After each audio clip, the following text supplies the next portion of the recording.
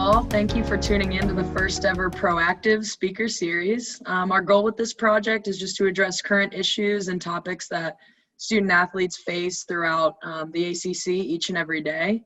And we couldn't think of a better first topic with the presidential election just around the corner other than civic engagement with a focus on voting.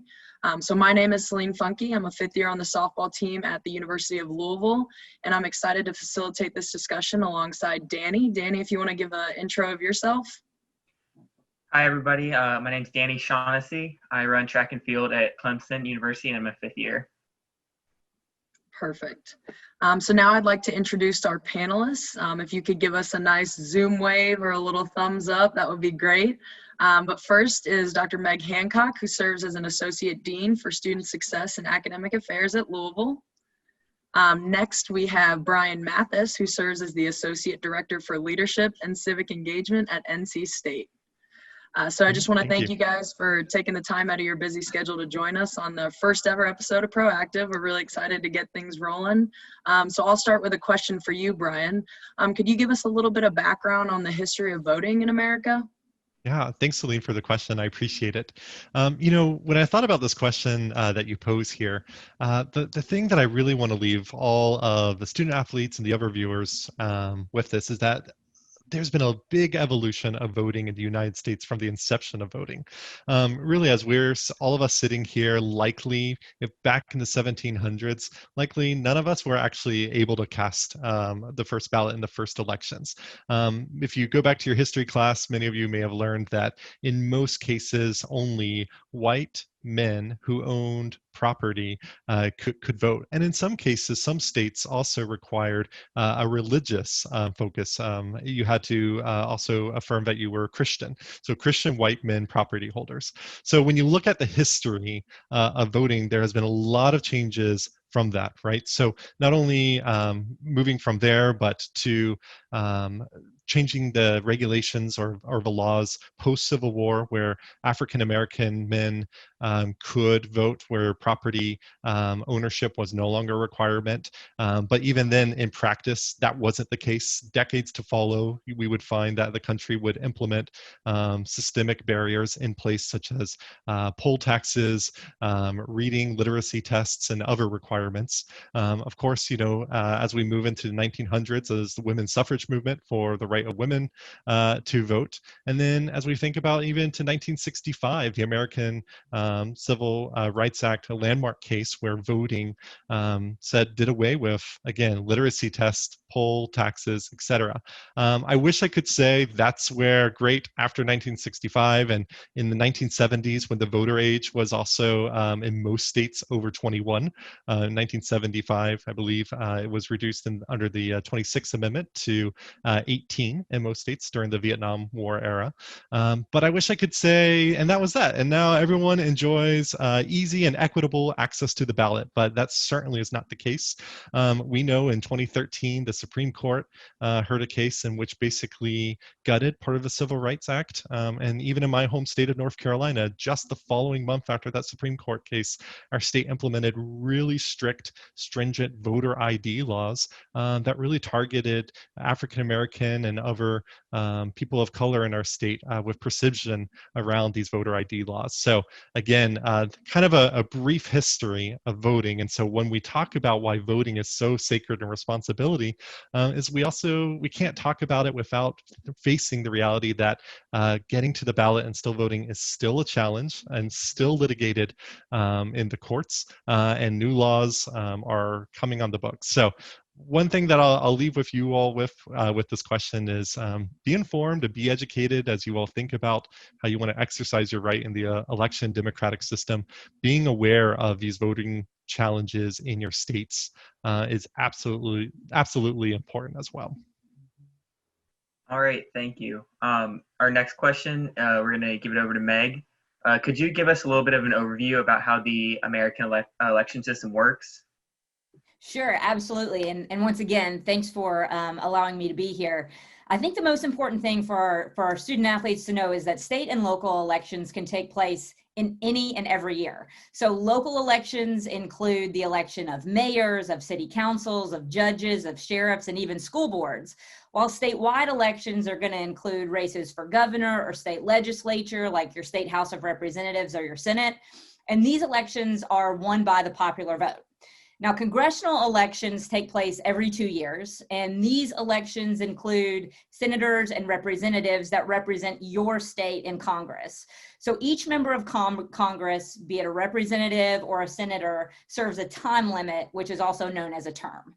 Representatives are elected to a two-year terms, while senators are elected for 6-year terms. So you might be asking yourself, well, if congressional elections are every 2 years, how does a senator serve a 6-year term? And that's because every 2 years, voters choose only 1/3 of the senators, which is why your state might not have an election for a Senate this year. For example, in Kentucky, we have 2 senators, like all other states, but only 1 is up for election this year. And like local elections, state elections, those congressional elections are also won by the popular vote. But here we are also in a presidential election year, which happens every 4 years. So prior to election night, most candidates for president go through a series of state primaries and caucuses. And through those primaries and caucuses, states choose the major political parties' nominees for the general election. In this case, it's Joe Biden for the Democrats and Donald Trump for the Republicans. The president of the United States, however, is not elected by the popular vote. And I think this is where people tend to get a little bit confused. The president of the United States is elected by the Electoral College. And basically this means that whatever candidate wins the popular vote in your state, they get all the electoral votes for your state. There are only 2 states, Maine and Nebraska, that if a candidate wins the popular vote, they can still have those votes divided up among the different candidates. So there are 538 electors that are also based on the number of congressmen and women that represent your state. So the more populous your state, the more Congress people that state has, thus the more electoral college votes from that state. So when we see large states like Texas and California and very populous states like New York and Florida, they have more electoral college votes, which is also why we hear people talk about battleground states like Wisconsin and Ohio. While they don't have the highest number of electoral college votes, they tend to be the states that really sway the election. So the winner of the United States presidential election has to garner 270 electoral votes, which is 50.1% of electoral college votes to win the presidential election. So as we know, and as you've probably witnessed, it is possible that a candidate can actually win the popular vote in the United States, but lose the presidential election. So let's put this into context.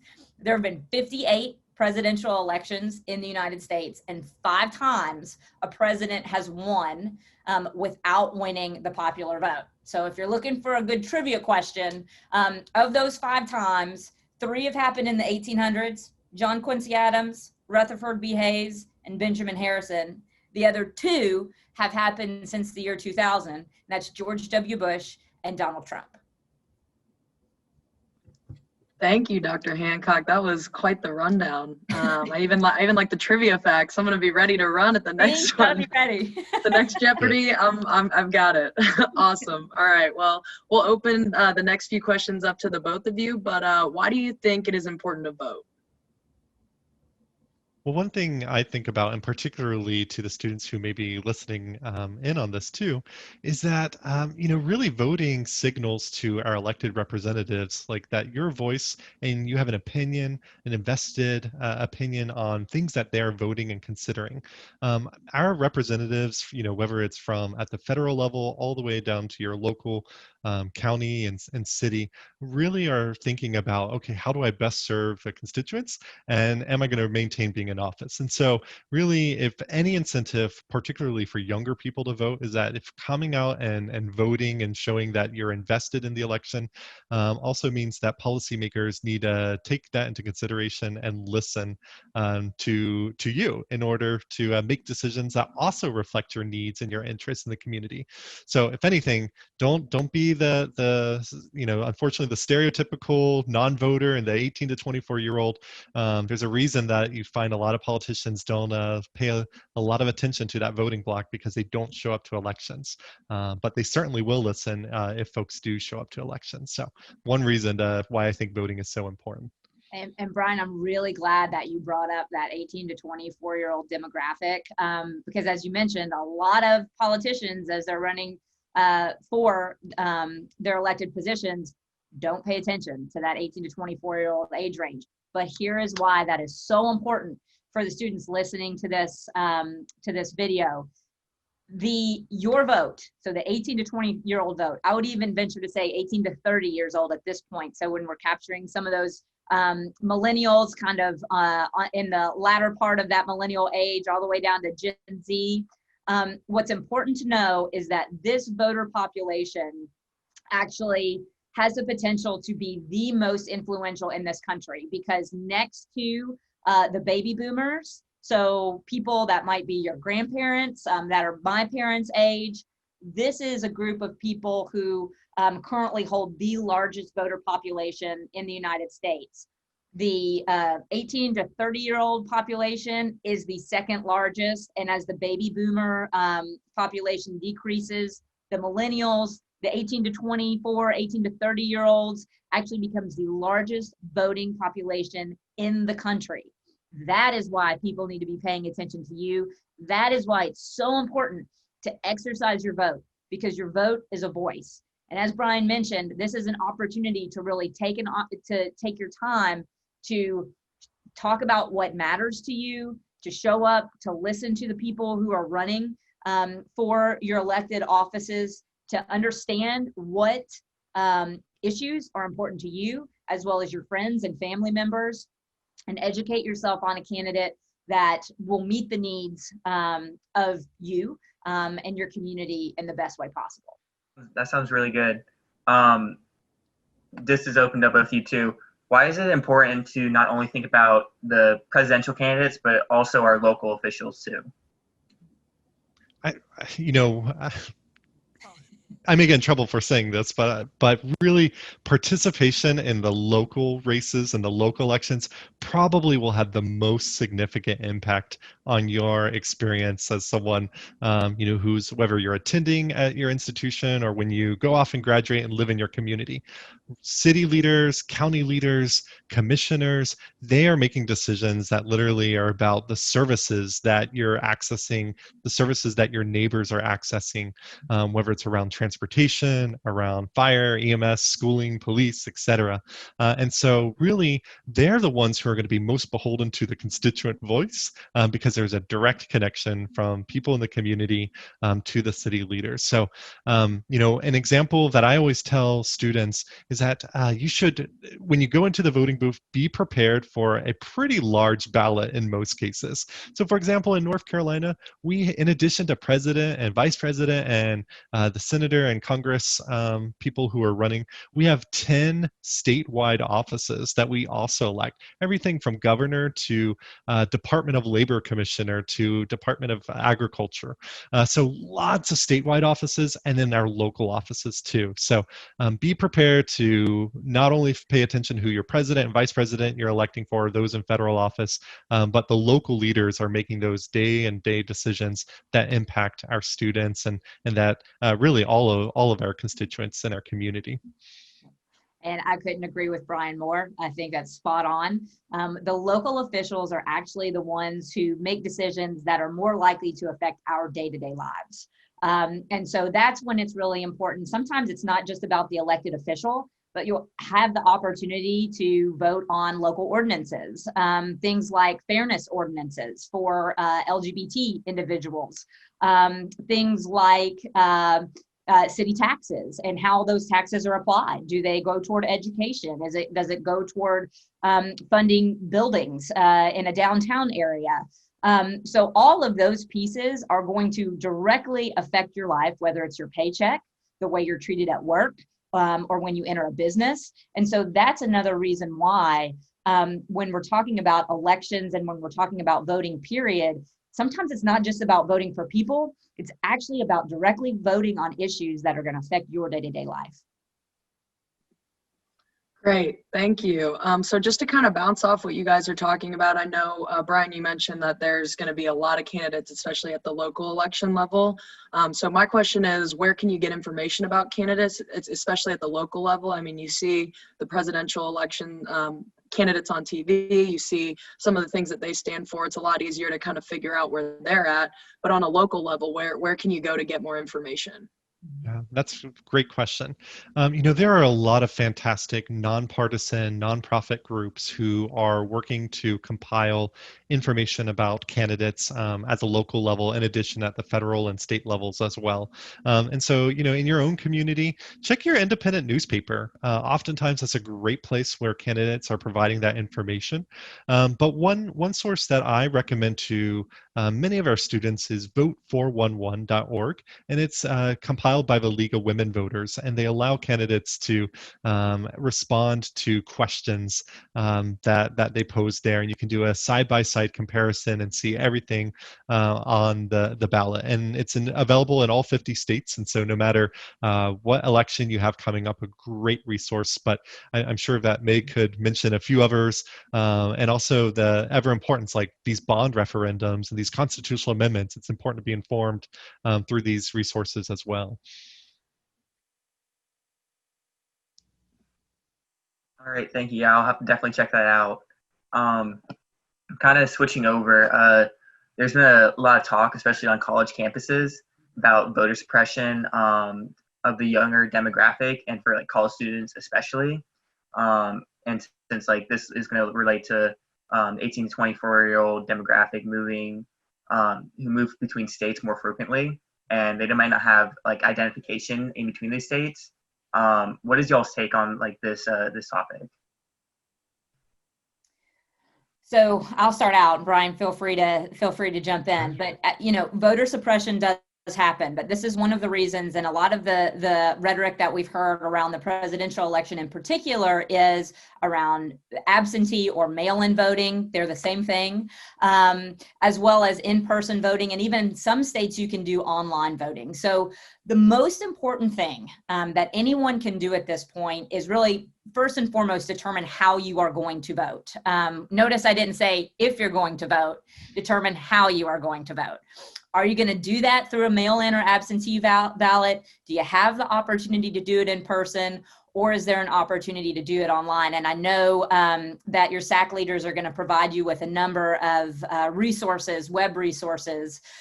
But in addition to that, if you are a student who goes to an institution that is out of your home state, you can request a mail-in ballot, or in some instances, you can do an online voting ballot.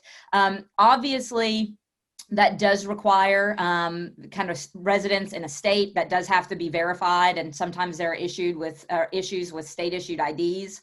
But it is very important that if you are out of state, you can request that mail-in or absentee ballot, but be sure to do so by your designated state deadline. And again, that'll be in those resources, and then mail it back in time by that designated state timeline, because every state has a different deadline.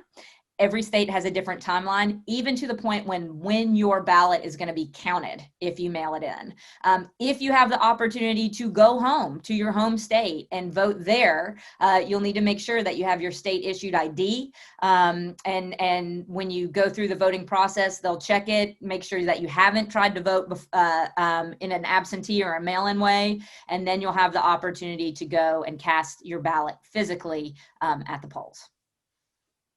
Yeah, and one thing I just want to echo is some of the deadlines that Meg was talking about is so important for for people to be aware of, because again, it varies state by state, and there's voter registration deadline. There's usually a deadline to request your absentee ballot, and then just even as Dr. Hancock was saying, when your ballot it has to be turned in, sometimes it means it has to be postmarked by a certain date or arrive at the election facility by that date. So be really pay close attention to your to the language. But the big thing too that I'll also say is make a plan, and encourage your peers to join you in that plan. Right, have an accountability voting buddy.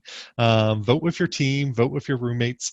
Lots of great ways to be engaged in this process. Voting is really exciting, and for many of the students that are listening to this, it may be your first time voting, or probably your first time voting in a presidential election.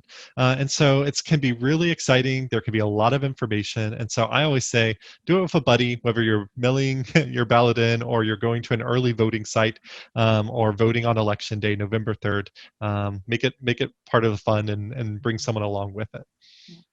And take it seriously. Your vote really does matter. Absolutely. It really does count. There are any number of election examples from local to state to federal elections that are literally within tens of votes, not hundreds of votes, not tens of thousands of votes, but literally within tens of votes that have determined who is in an office and who's not.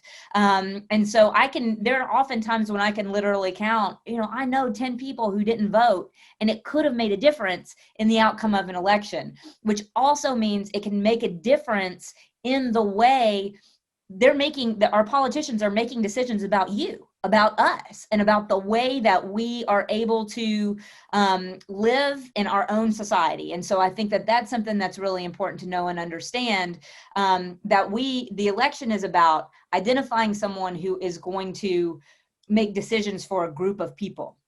That group of people are our cities, our states, our nation.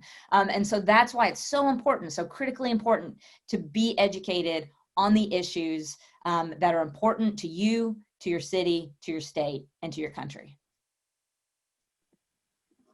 Thank you, guys. Yeah, so Dr. Hancock, I know you mentioned that how you register, it depends on the state that you're in and all of that. A lot of us at the college age, we're going to school in a state that we didn't grow up in. So the question is, what state do you register in? And some people, maybe they decide that they want to stay in that state after college, and how do you switch over to register in that state, and what all of that kind of looks like? If you guys could give us an idea of that. Yeah. And certainly, Brian, jump in. I don't want to make any mistakes because this is really important. But typically you are going to request a vote, or you're going to go vote in your state of residence. Now, what that means is where you have a state issued ID. So I'm going to kind of pull this out. This is my state issued ID, right? It's my driver's license. And so this is essentially going to tell me, or tell people what district I vote in, what state I vote in. And it's the way that they keep track, right? That's the way that they keep track of who is voting, so that voting doesn't happen twice, because that's illegal. But it's in your state of residence, so in that state issued ID. If you choose to stick around, right, in your state, so we've got Kentucky and North Carolina. I know we've got South Carolina represented here as well in terms of different schools. So it's really thinking about, if you choose to stay in that state, one, you absolutely have to change your residency, which means you have to establish residency. And part of doing that is getting that state issued ID or your driver's license that has your address, that indicates where you live in that state, in that city, because that's going to indicate where somebody's going to mail that ballot to, what district you vote in, when you vote, who you get to vote for, again, based on your district. So that's why it's really critically important that you understand what's on that state issued ID. And if you move your residency, that you change your state issued ID to meet that residency so that you can vote in that city, that state. Did I get all that, Brian?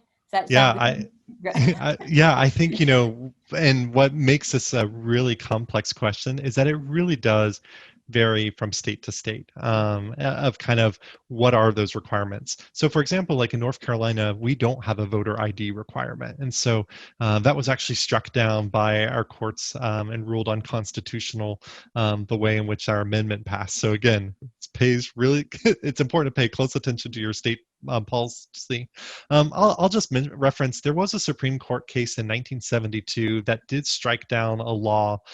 Tennessee had this really specific law that was like, you had to live in a state for at least a year or 3 years, and said that really strict residency requirements is not permissible. And it really opened the way for many college students to either choose, as Dr. Hancock was saying, whether to register at your home state if you're coming out of state to go, or even opening the way for students who are like, yeah, I like this place, I want to join this community, I plan on sticking around or being here for at least the next 4 years, so I'm going to register and claim, you know, this state and this community as my home. And so it's really up to the state, I think, but the important message is that you're voting, right? Whether you're out of state or in state, whether you're casting an absentee ballot because you're out of state, or the state laws allow you to register locally and you're getting involved and you're voting on your campus polling location if you have one, at least you are casting that ballot. And so that's the most important thing, I would say. Use what he said. Yeah. Thank you. We've kind of already touched on this, but could y'all just go over like how the actual voting process works for people, like especially the new ones who haven't voted before? I like this question, and maybe Dr. Hancock, maybe we can like take it in different parts. So the first thing I always like to do when I think about the voting process, so let's just assume you've already registered to vote, or as we said, you already made a plan of like how I'm going to vote. So whether you're casting an absentee ballot or you're showing up to the polls, the first thing you have to really do is become an informed voter. That is the number one thing. And so again, don't show up to the polls without looking at your sample ballot. Most states allow you to retrieve your ballot online through the state board of elections or the county board of elections, wherever you may be. And some of the resources that we talked about, and I know that will follow this video, also have online ballots. So I always say, it's always impressive, like my ballot in this upcoming election, I'll be voting on 20 different items because we also have some city bond referendums as well. And so that's a lot. So know your ballot. And for me, I always print out my sample ballot and I complete it after I research. And in my state, I can bring it with me. So that's what I would say is like the first thing to expect. So I'll turn it back over to Meg to see what she thinks. No, I would agree. I think the most important thing, again, after you get registered, it takes about 2 minutes to register. You can do it online, or sometimes even at your college or university, they'll have voter registration. So make sure that you check that out. If you see that on campus and you haven't registered to vote yet, make sure you do that. But really, as Brian said, become an informed voter. This is often where you become aware of issues that maybe you weren't originally informed about, that again could affect the way that you are able to kind of live and interact in your daily life, or how much money comes out of that paycheck to go toward local taxes, things like that. So it is really, really important to educate yourself on who and what is on the ballot. And as Brian mentioned, take your notes if you're allowed to do that. And in most places, I think you are, but it really is important to make sure that you know who is on the ballot, you know what is on the ballot. Because when you get in there, and as Brian mentioned, there are going to be a lot of things on the North Carolina ballot. And often the language that is used on the ballot or about referendums or about bonds when you're voting on things can actually be a little confusing. So make sure that you have a solid understanding of the language that's going to be used on the ballot and what a yes vote means versus what a no vote means. And that is why taking in some of those notes with you is critically important to making sure you cast the vote that is in your best interest. And in most cases too, about the notes piece, is that usually you can bring like a paper. Some places don't allow cell phones. So that's something I always tell students. I know we're in the digital age and we're used to keeping the notes on our phone, but just to be prepared, bring those paper notes. But once you actually do go to the polls afterwards, make sure you look up what are those requirements. As you can see in this discussion here, like clearly what is happening in Kentucky is very different what we require in North Carolina. That's going to be same true for Florida or South Carolina or wherever else that our ACC members are in. So make sure you are aware if you need to bring an ID with you, or in some cases if you need to also bring like a voter registration card or a proof of residency, like a utility bill or a bank statement. It really depends. So again, check on your state board of elections or your county board of elections site so you can come prepared, so you don't have to be turned away from the polls because you didn't bring the appropriate documents. That's the next step that I would recommend after you research and then you get to the actual polling place.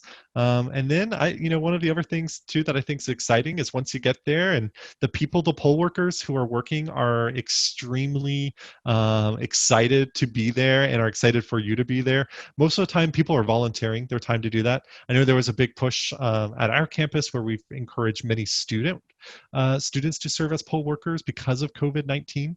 And so definitely the poll workers are going to try to help you out. But if there's ever a problem, don't be afraid to ask, like, can I speak to someone else who could resolve this? Because they definitely have different supervisors at the polls to help resolve any issues and help to explain if there's any issues that come up. But most of the time, you're not going to run into an issue. It's not scary. It's just a little like unknown. And then it's exciting to cast your ballot. Whether some states it's Scantron, so I know many students are kind of experts at that. And in some other states, it's on the computer. And so it just kind of depends what your state or your county is doing as well. And then don't forget your sticker, and then take your selfie as well. That's really important. Let everyone else know that you voted and encourage your peers to do that too. Yes, Brian, I love the selfie idea, but you saying Scantron, I got the chills thinking about my last test. So, but so to kind of switch gears and like you said, the important thing to remember is just that everyone is voting. So kind of to get more details on that, can you give a little bit more detail about how to actually apply for absentee voting? And then I know as we've discussed, every state is different. It varies everywhere, but kind of an idea on deadlines for registration and deadlines for absentee, whether that's 2 weeks ahead of time, 2 days ahead of time for a lot of states, just what that kind of looks like. Dr. Hancock, what are your thoughts on that? Yeah, I can jump in that because actually I have it in front of me right now. I wanted to make sure. And as we've mentioned, every single state is different. So again, as Brian mentioned, the first thing that you need to do is develop a plan. And right now we are in kind of the middle of September, middle to end of September. So that being said, if you are watching this video, you still have plenty of time to request your absentee or your mail-in ballot, regardless of what state you're requesting that ballot from. So that's the first thing that's really important to know. You've got plenty of time to do it. There are certain states, so for example, the state of Indiana, the mail-in ballot has to be received 12 days before the election, okay? So that's not including the amount of time that you need to take to actually request that ballot. And there's gonna be a deadline on that as well. So when you think about 12 days before in this case, the presidential election, that would be sometime during the third week in October. So it's really, really important. That's, almost less than a month away. So when you're developing that plan, make sure that you're taking a good look at vote.org/absentee ballot deadlines. And it will give you an idea of when your state needs to have received that mail-in or absentee ballot.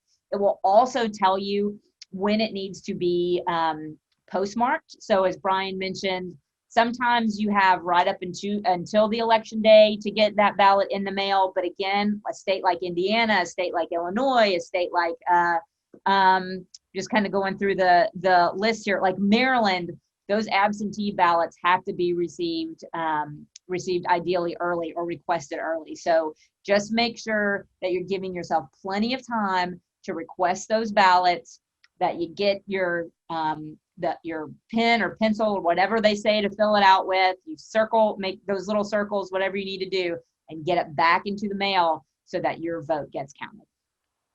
And probably in most cases now, most states are already sending out ballots. And so, now is the time. No reason to wait if that's how you're going to vote. That's right.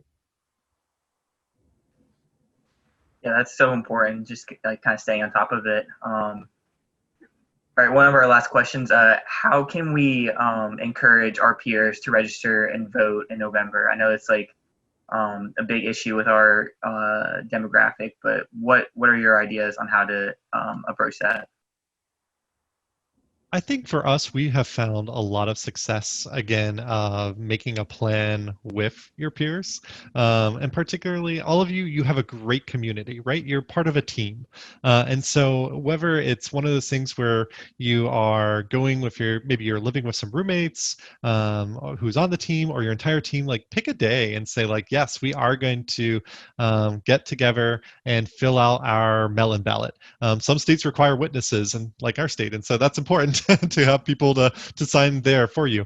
But that's one way to do it. Or say, all right, we are going to vote early. If you have an early voting option for you, you could say like, okay, on this day, let's all meet at 9 a.m. and we're going to walk over to the polls together, and that's how we're going to cast our ballot. So those are just some of the things that we see success, and I recommend to students is do it with a friend, do it with a built-in community you have with your athletic team. I think those are some great options, but definitely making a plan, as we've said many times on this call, is probably the most important thing from my perspective. And I would add to that and say, make it personal. Okay. Now, I don't mean that by saying, tell somebody who they should or should not vote for, right? That's not what it's about, but it is about having conversations, because these conversations help inform your peers, your family members, whatever it might be, about how voting issues affect you personally, right? And so whether you possess an identity that can be directly affected by some of the voting measures. So if you're a member of the LGBT community, if you're a woman and you don't receive equal pay, these are all issues that are very important to individual people in your lives. And so the more that you have the opportunity to have conversations around issues, be them social, be them financial, be them political, environmental, whatever it might be, it's important to have conversations, and it's important to have educated conversations. So again, get informed, know who is voting on the issues and how they're voting, or again, kind of what is on your ballot, but have conversations with your peers. If this person gets elected, this is how it could directly impact me based on an identity that I could possess. Or here is why this candidate is important to me. I like to know why the other candidate is important to you, so that you can have a good educated conversation on who is on that ballot and how you're voting, because that conversation will also spur your own education and the education of your peers as well. I really love that suggestion. And, the other thing too, as you're having those conversations, is know that we're coming at this from all different education levels or interests in it. Some people, may personally pay attention on the news with Twitter, and others, people like me, are driving to work, listen to NPR every day, right? And so there are different ways that people are involved in. And so I've had to remind myself that where we get our news from, where we get our information, is from different sources. How we get that information is different, and to sometimes enter in the conversation with a calm, collective mindset, to realize like we may have different points of view, and we may also have different news sources that we're relying on. And so that has helped me have those personal conversations, which I think are so important, but also still maintaining, the positive friendships and relationships after those conversations as well.